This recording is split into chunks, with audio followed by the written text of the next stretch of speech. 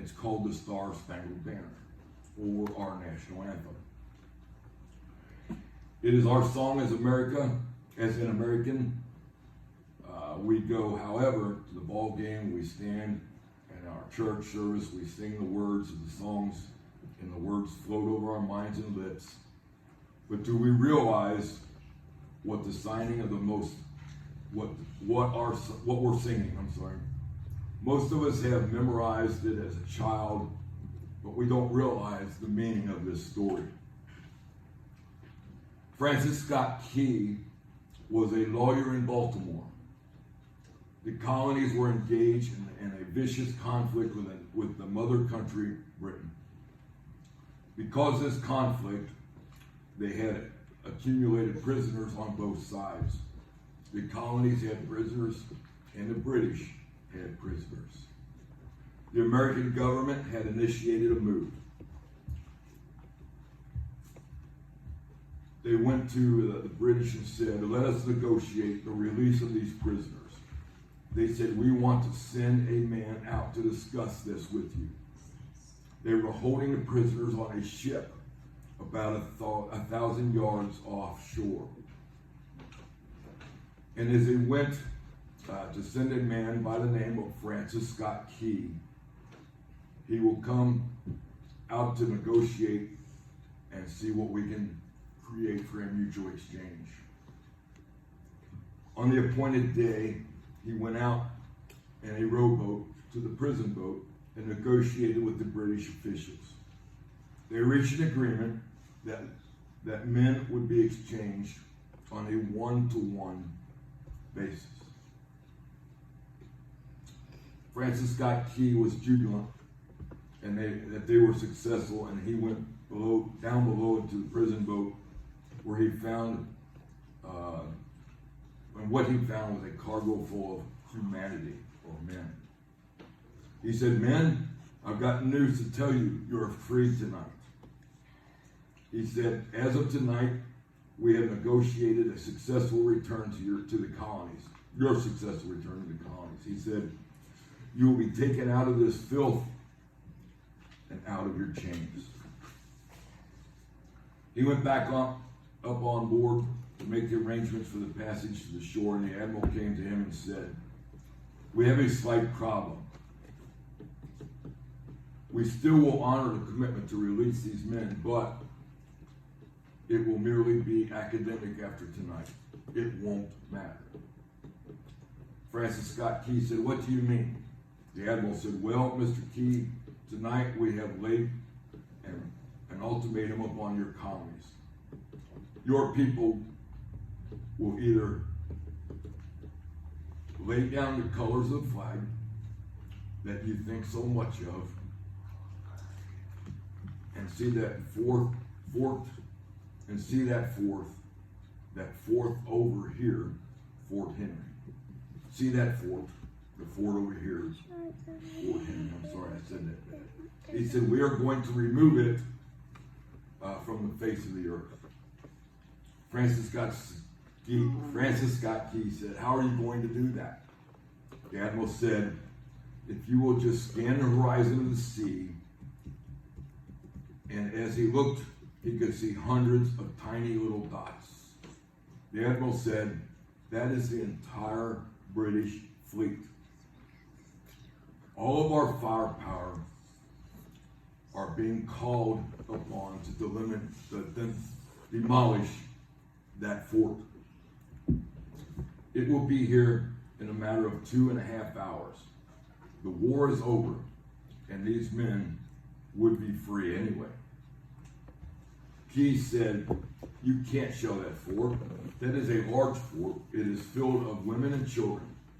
He said, it is predominantly not a military fort.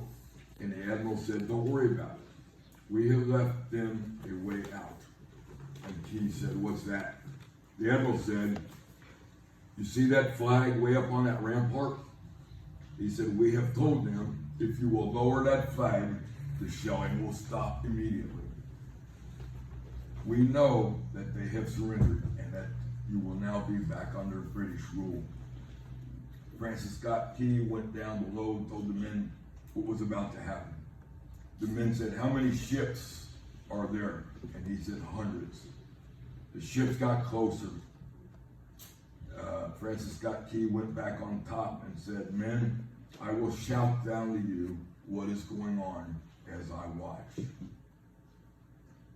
As twilight began to fall and the haze hung over the ocean and the sun set suddenly, the British warships unleashed. He said the sound was deafening. There were so many guns. There were so many guns there, it was no relief. He said it was absolutely impossible to talk or hear. Suddenly the sky was dark and lit up.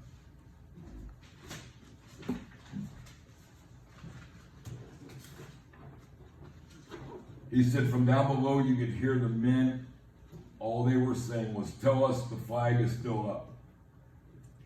What have they done with the flag? And the flag is still flying. Is the flag still flying over the rampart? Tell us. 1 hour, 2 hours, 3 hours into the shelling, every time a bomb would explode and it would come close to the flag, they would see the flag in its illuminating glare of the bomb. And Francis Scott Key would report to the men below, the flag is still up. It's not down. The admiral came and he said, "Your people are insane. What's the matter with them?" He said, "They don't understand that this is an impossible situation." Francis Scott Key said he remembered what George Washington had said. He said, "What sets the American Christian apart from all other people in the world is that he will die on his feet before he will live on his knees." The admiral said, "We have now instructed the guns to focus on the rampart and take that flag down." He said, "We don't understand something. Our reconnaissance said that the flag had been hit directly, again and again and again, yet the flag is still standing. We don't understand that. But now we're about to bring every gun to bear on the point of that for the next 3 hours." Francis Scott Key said that the barrage was unmerciful, that he could hear all that he could hear was the men down below praying the prayer, "God, keep that flag flying where we last saw it." Sunrise came. He said there was the heaviest mist hanging over the land, but the rampart was still standing tall. There stood the flag, completely nondescript and in shreds.